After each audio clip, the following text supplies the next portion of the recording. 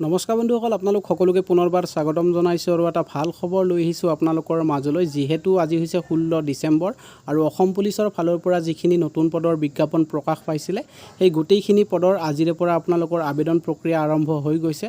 আৰু প্ৰথম অৱস্থাত এপ্লাই কৰিবলৈ হ'লে আপোনালোকে প্ৰথমতে ৰেজিষ্ট্ৰেশ্যনটো কমপ্লিট কৰিব লাগিব। আৰু কেনেকৈ আপোনালোকে নিজৰ মোবাইলত ৰেজিষ্ট্ৰেশ্যনটো কমপ্লিট কৰিব এইটো ভিডিঅ'ৰ জৰিয়তে মই আপোনালোকক ষ্টেপ বাই ষ্টেপ দেখুৱাম।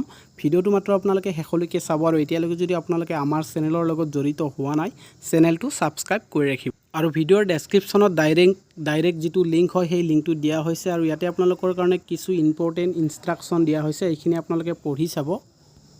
আৰু এই পেজটোলৈকে অহাৰ পিছত আপোনালোকে ইয়াতে তলত যিটো এপ্লাই অনলাইন অপশ্যন দেখিবলৈ পাইছে ইয়াতে আপোনালোকে ক্লিক কৰিব। ক্লিক কৰাৰ পিছত আপোনালোকে এই পেজটো দেখিবলৈ পাব। আৰু ইয়াতে যিহেতু আপোনালোকে প্ৰথম অৱস্থাত ৰেজিষ্টাৰটো কমপ্লিট কৰিব লাগিব আৰু তাৰ কাৰণে ইয়াতে যিটো ৰেজিষ্টাৰ নাও দেখিছে ইয়াতে আপোনালোকে ক্লিক কৰি দিব। নেক্সট এই পেজটোত আপোনালোকে দেখিবলৈ পাব আৰু ইয়াতে আপোনালোকে চিৰিটো চিলেক্ট কৰিব, নেক্সট নামটো বহাই দিব। আৰু নেক্সট আপোনালোকে এই পেজটো দেখিবলৈ পাব আৰু ইয়াতে আপোনালোকে ক্লিক কৰি আপোনালোকে চিলেক্ট কৰিব লাগিব। ইয়াতে আপোনালোকে চিৰিটো চিলেক্ট কৰিব, তাৰপিছত ইয়াতে আপোনালোকে নামটো ফাৰ্ষ্ট নেম বহাব, মিডিল নেম যদি আছে বহাই দিব, লাষ্ট নেম বহাই দিব। তাৰপিছত আপোনালোকৰ ফাদাৰ্ছ নেম মানে দেউতাৰ নামটো ইয়াতে বহাব। নেক্সট মাৰ নাম বহাই দিব, ফোন নাম্বাৰটো বহাই দিব আৰু যিটো এমপ্লয়মেণ্ট এক্সচেঞ্জ নাম্বাৰ হয় সেইটো ইয়াতে বহাই দিব।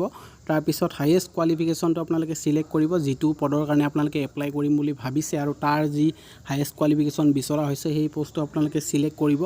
তাৰপিছত পাৰ্মানেণ্ট ডিষ্ট্ৰিক্টটো আপোনালোকে ইয়াৰ পৰা চিলেক্ট কৰি ল'ব যি হয়, জেণ্ডাৰটো আপোনালোকে চিলেক্ট কৰিব, কাষ্টটো আপোনালোকে চিলেক্ট কৰিব। তাৰপিছত আপোনালোকৰ ডেট অফ বাৰ্থটো আপোনালোকে ইয়াতে বহাব লাগিব কেলেণ্ডাৰখনৰ পৰা চুজ কৰি। নেক্সট আপোনালোকে কনফাৰ্ম ডেট অফ বাৰ্থটো চিলেক্ট কৰি বহাই দিব। তাৰপিছত ইয়াতে আপোনালোকে আধাৰ নাম্বাৰটো বহাব আৰু গোটেইখিনি ফিল আপ হোৱাৰ পিছত ইয়াতে যিটো please check and confirm your details before registration ইয়াতে আপোনালোকে টিক মাৰ্ক লগাই দিব।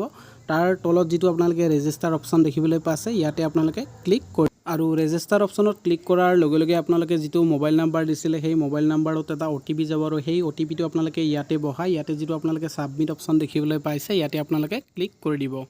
আৰু OTPটো আপোনালোকৰ ছাবমিট কৰাৰ লগে লগে আপোনালোকৰ ফাইনেলি ৰেজিষ্টাৰটো কমপ্লিট হ'ব আৰু অসম পুলিচৰ যিটো ৰিক্ৰুইটমেণ্ট ID হয় এই IDটো আপোনালোকৰ জেনেৰেট হৈ যাব আৰু এইটো আপোনালোকে কপি কৰি ৰাখিব।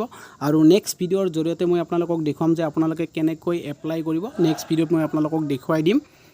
আৰু ইতিমধ্যে আপোনালোকে গমেই পালে যে ৰেজিষ্ট্ৰেশ্যনটো নিজৰ মোবাইলত কেনেকৈ কমপ্লিট কৰিব মই গোটেইখিনি আপোনালোকক দেখুৱাই দিলোঁ। আজিৰ ভিডিঅ'টোত আপোনালোকৰ কাৰণে ইমানখিনি আছিলে। যদি আপোনালোকৰ ভিডিঅ'টো চাই ভাল লাগিছে লাইক কৰিব, লগতে আপোনালোকে এই ভিডিঅ'টো যিমান পাৰে শ্বেয়াৰ কৰিব আৰু এনেকুৱা ধৰণৰ ইনফৰ্মেটিভ ভিডিঅ'ৰ আপডেট পাই থাকিবলৈ চেনেলটো ছাবস্ক্ৰাইব কৰি ৰাখিব। আজিলৈ ইমানে। জয় আই অসম।